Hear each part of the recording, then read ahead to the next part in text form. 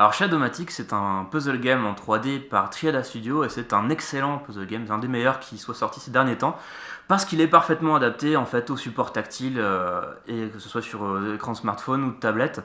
Le principe c'est on manipule des objets qui lévitent dans l'espace, comme ça des objets 3D, pour que leur forme, pour que leurs ombres soient modelées selon une forme demandée, qui est une forme mystère qu'il faut trouver en fait, et on la trouve donc en investiguant comme ça, en cherchant minutieusement quel bon angle il faut donner à l'objet 3D pour projeter la bonne ombre. Alors ça se complique évidemment, il y a d'abord un objet, puis deux, puis trois. Ces objets ensuite doivent être indépendamment orientés et placés les uns par rapport aux autres. Et puis il faut créer avec ça une forme de cafetière, un lapin, enfin bon, plein de formes différentes qui sont toujours même assez vite surprenantes. Il y a des chiffres, il y a de tout.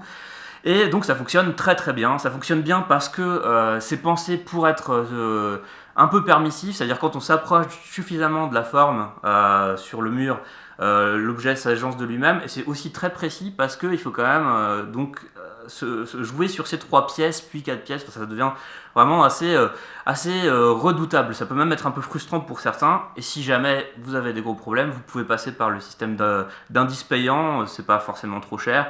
Le jeu lui-même à la base aussi n'est pas très cher, donc ça me semble tout à fait honnête. Moi, ce que je trouve fascinant dans le jeu, surtout, c'est sa réalisation qui est absolument impeccable.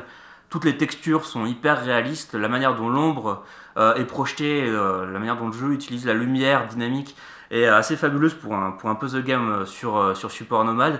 Et puis il y a l'idée aussi que derrière ces ombres, les réalisateurs, enfin les développeurs, imaginent des formes 3D qui sont presque des fois des petites œuvres d'art où on a l'impression que c'est des fois le squelette de l'objet, où on décèle un petit peu déjà la forme du lapin, la forme de l'objet qu'il faut chercher, et des fois c'est complètement abstrait, et c'est des fois, moi je trouve ça juste magnifique à regarder, donc c'est de ce point de vue esthétique c'est magnifique, et du point de vue ludique c'est très bien réalisé, donc c'est un puzzle game exemplaire parmi les dernières sorties sur iOS que je conseille très vivement.